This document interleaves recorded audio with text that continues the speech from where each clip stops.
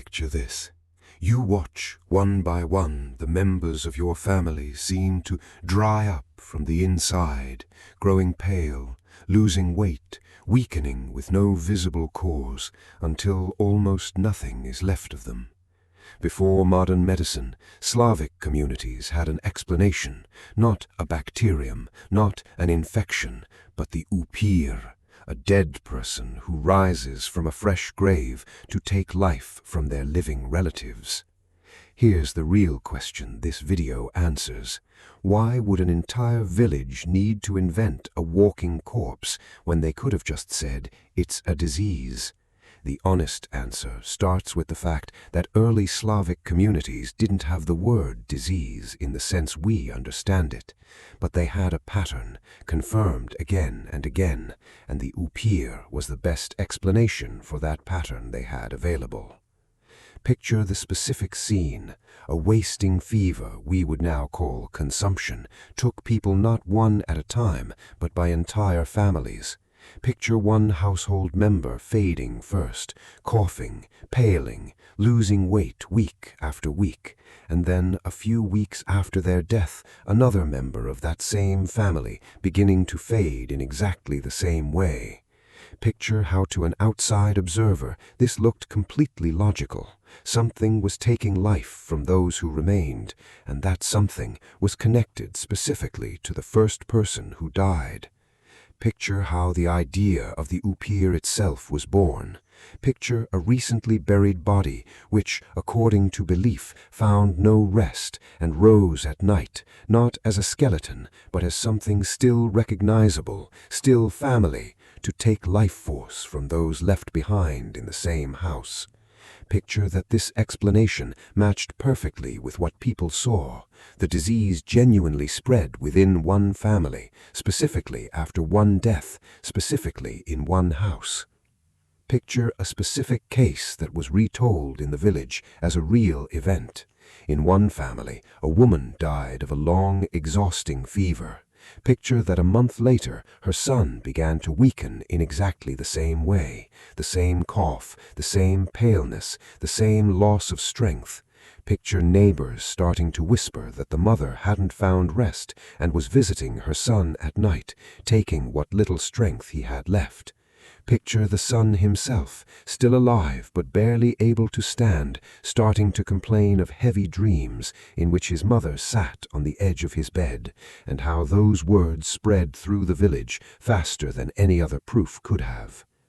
Picture that stories like this weren't told only in one village and not only by Slavic communities. Picture similar panics breaking out across different corners of Europe in different centuries, wherever one family member after another was buried, and wherever no one could explain why the disease seemed to choose that exact bloodline, that exact house. Picture that everywhere a microscope didn't yet exist, people arrived at almost the same solution. Name the source, isolate the source, neutralize the source, just under different names and in different rituals. Picture what the community did next, not in panic, but by a fairly defined protocol. Picture the men of the village walking to the fresh grave at dawn with shovels and torches and opening it, looking for signs that the deceased hadn't found rest, an undecomposed body, blood that looked fresh in the mouth, hair and nails that seemed to have kept growing, a strangely swollen belly beneath the shroud. Picture that today we know these are ordinary, natural stages of decomposition in cold ground, but back then each of these signs was taken as direct, undeniable proof. Picture also how seriously the choice of the guilty one was treated. It was almost never a random person. The community chose whoever had died first in the chain, whoever's death lined up in time with the start of the other's illness.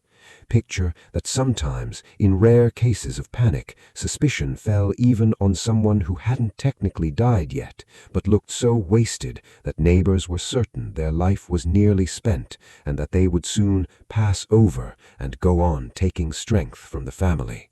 Picture how thin the line between medicine and superstition became in these moments.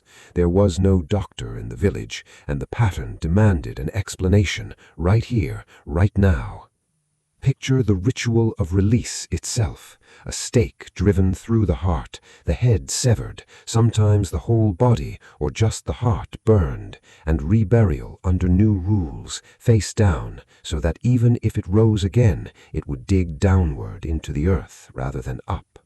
Picture that after this ritual, according to belief, the sick member either recovered or, if it was too late, died last, freeing the rest from the chain continuing. Picture all of this now not as superstition, but as an entire community's primitive immune system. Picture that the Upyr folklore actually captured a real pattern with precision. The disease spread through close contact within one family, progressed over time, and its source was somehow connected to someone already sick or already dead. Picture opening the grave and performing the ritual, a crude but in its own way logical method of isolating the source, the only action available to them against a threat whose nature they didn't understand. Picture also the more practical side, the side rarely noticed behind the gruesome rituals. Picture that the same communities also had far more down-to-earth rules. The severely ill were housed separately from the healthy. Dishes and bedding weren't shared with them. Contact with the dying was limited in their final weeks, and the belongings of someone who died of such a disease were often burned entirely instead of passed down as inheritance, as was usual. Picture that this was genuine isolation of a contagious patient and disinfection of their belongings, simply explained in the language of spirits rather than the language of germs. Picture also that even the choice to bury those who died of such a disease separately, at the edge of the cemetery, or entirely outside it, wasn't an act of rejection, but another form of the same logic. Keep the source as far from the living as possible. Limit its influence through physical distance. Picture that within a few generations this simply became the way it's done, even though underneath lay the same unspoken observation. This death is different from the others, and it isn't safe to be near it. Picture how this was taught to new members of the community, not through a lecture on contagious disease, but through the story of the Upyr, told in a whisper by the stove. Picture that fear of the risen dead was remembered far more firmly and worked far more reliably than any dry rule of "don't get too close to the sick." Picture also how differently this belief showed up from region to region. In some places, people feared fresh graves specifically. In others, suspicion fell on anyone who died a wrong death, suddenly, without confession, alone. Picture that this local variation is exactly what reveals the Upyr, not as one frozen myth, but as a living, constantly refined attempt to explain what was happening.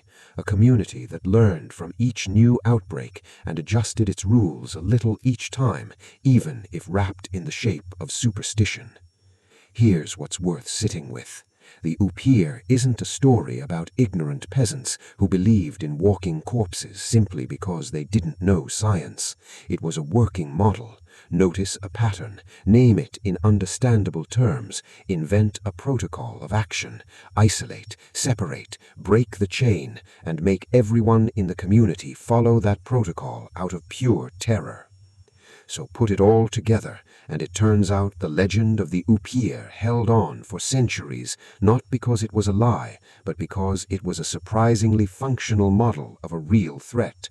Slavic communities didn't understand bacteria or infection, but they saw the pattern with real precision and turned it into a monster that, unlike an invisible disease, could at least be fought.